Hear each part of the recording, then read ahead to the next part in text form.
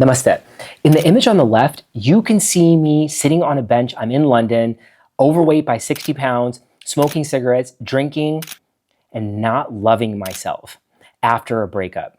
The image on the right, I went through a breakup, and you can see me thriving, being alive, being sober almost about 3 years, and loving myself. You just got ghosted and you're spiraling out of control. You are in a place where your clothes don't fit you, you don't feel good about yourself, you don't like what you're doing, and you're not sticking to your core values. You're talking to exes, you're trying to get back with this person, and you're trying to fix everything. I've been there and I understand where you're coming from, as you can see evidenced by the picture on the left and then on the right.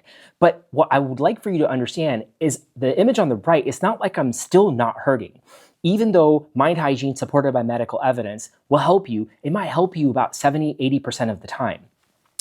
What about the 60 to 80% range? Well, you might have to do other things, eat better, not take drugs, not play video games, write down what you're feeling, accept yourself, communicate with compassion to yourself. And that's what we'll talk about in this video. I'm dhruvaMD, a practicing board certified family doctor. I've lived alone almost all of my life. I've been single for 10 years, and I was single on purpose for 7 years. I thought it was some big problem that whole time. The image on the left, you can see me being overweight, not taking care of myself, and I was single at that time too.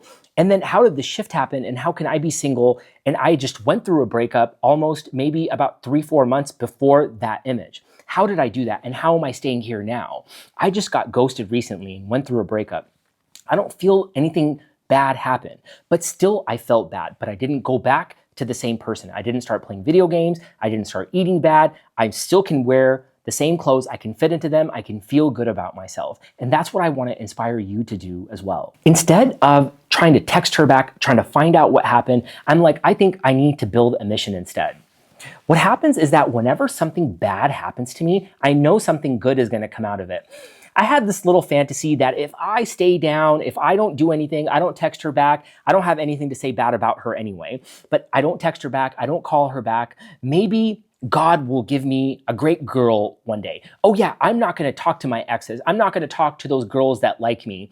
And I don't really like them, but I need to be with somebody. But if I don't do that, maybe I'll be blessed with this. And I'm like, you know what? Let me start writing it down. Remember, no confusion. Writing things down, you're 42% times more likely to actually achieve what you write down. As I'm writing this down, I'm like, you know what? This is the first time I'm actually staying within my core values, not calling them back, not texting them, saying I accept the awareness. I'm going to be compassionate to myself and write. I'm going to embrace it with empathy, and I'm going to soften the process and not make it seem like it's hard. And that's where ACE is your life with mind hygiene comes in. A is accept your awareness. C is communicate your compassion. E is embrace your empathy. S is soften the process. And gosh darn it, why don't you create a mission and vision to help other people along the way? What is mind hygiene based on? Mind hygiene is based on cognitive behavioral therapy. And it draws heavily from mindfulness-based cognitive therapy, dialectical behavioral therapy, eye movement desensitization reprocessing therapy, rational emotive behavioral therapy, and I have a certification in mindfulness-based stress reduction. However, it's my life experiences that I bring to you in mind hygiene. The journey from self-hate to self-love wasn't because of all of this therapy. It was because I had the understanding of what my behaviors were by writing it down over and over again. I convinced myself that I'm not going to be in a relationship. At the time, I thought I was stupid and dumb. So much so, I actually wrote a book in the middle of this journey called The Dumb Doctor. And I just thought I was just a bad person and that I could not be loved. But I'm like, you know what? There's something more to my life. I think that if I write it down enough, and I write it on boards, on dry erase boards, on easel pads, maybe I can help somebody one day is what I was always thinking. And cognitive behavioral therapy is one of the most researched tools that will help you for your emotional well-being. Writing is one of cognitive behavioral therapy's core techniques for restructuring thoughts and interrupting negative loops. Here's the thing about this, is we don't want to call your emotions positive or negative. We don't want to regulate them, meaning if you cannot control your emotions, you try to control somebody else. As an example, I want a text bad. I want those exclamation points. I want those emojis back at me. I want the smiley face. I want to know that this person still is validating me. But what happens here is that that would be considered negative if it's not, and it's positive when it is. You don't want those types of reinforcements. Instead, what you want to say is, I just accept it for what it is. This is the reality, and it's not good or bad. And when you can interrupt that, you're going to feel so much better about yourself and you'll be so much more confident. And when you believe in yourself that you can do this, you can do anything then within your limitations.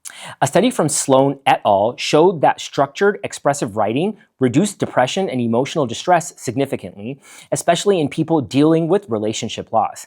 Here's the thing about this dealing with, this phrase to deal with. Oh, by the way, Spokey finally shows up in one of our videos. Hey, Spokey, come here, buddy. Let's see if he comes here. He was a rescue cat. He was not around for almost a couple of months when we got him a year and a half ago. But he has a lot of love here from Ajay, my Persian kitty, and Suwarna, my Havanese Yorkie. Come here. Come here. Spokey. Bah. Bah. Here's the thing about dealing with something, is that when you can't deal with it, you hear those words, can't deal with it. That means that you are developing a resentment right away. If you can accept it, there's no way to resent anything, and you write it down, I accept that I don't want to deal with this, that's good enough. You've already done that. You just do that for 1 second every 90 minutes for the rest of your life. Oh, there he is, Spokey. You want some loving, buddy, huh? Finally, he is here. Made the first appearance in these videos. Well, what I would say is that Mind Hygiene builds on cognitive therapy by using timed emotional awareness through writing every 90 minutes. And it activates your prefrontal cortex and decreases limbic hijack. As an example, this person's going to text me back. This person's going to text me back. Oh, I got to do this. And then you start talking to somebody. And then you start blaming them. And then you start doing things that are not within your values, like I did on the image on the left, where I'm eating bad, drinking, smoking, and lying to myself and hating myself, which is the worst thing, right? And then one of the best drugs on earth that I found by writing and expressing myself is that I accept one good drug, mindfulness. I'm aware, I'm present, I understand what my body is thinking and saying. And then some of the other good drugs, compassion, another good drug, self-belief. I live alone. I don't have anybody. I don't have a bunch of friends to talk to. I don't have family. They all passed away. I don't have a wife. I don't have a girlfriend. I don't have kids. I have my pets, and I have my writing, and I have my patients that I can support, and I have you guys that I can inspire now. And that's it. And that's good enough for me to keep going. And that's the mission that I would ask for you to build too, is that activate your prefrontal cortex, decrease the limbic hijack that occurs when you say that something's gonna happen and you're thinking about it. Isn't that the big problem right now, is thinking? You don't want to think and catastrophize. You want to write and understand and create a mission on it. I accept that she's not going to text me back. Oh my goodness. You know what kind of drug that was? That was way better than any drug I've ever done. There's nothing to do with that though. You could feel that she might accept you in a couple more minutes. You don't think I still feel like that? At least now, after a few weeks, I'm okay. But before, I mean, I was looking at my phone all the time, one day. That's why I was like, I'm not disrespect myself again. By one full day looking at my phone and waiting for this person to text me back. I'm not going to do that to myself again. I would rather be alone. It seems easier to be alone anyway. And now I have this mission that I can help others too, which is great. Started a channel in January of this past year. And I've been doing speaking on this and talking to other people about mind hygiene patients for several years, because it really stops the rumination process. It really redirects your mind and reprocesses things in such a way that if you write down that you're a healthy individual because you went to the gym, you've convinced yourself that you're healthy. If you convince yourself that if I go through a breakup, I'm going to live alone. This guy dhruvaMD did it too, and this is what he did. This is what I'll do, and maybe I'll inspire somebody. And you've written it down. You've already manifested it. You just got to reverse engineer it. If you write down that you will master a video game, if you write down that you'll be able to complete a TV series, you're probably going to do it.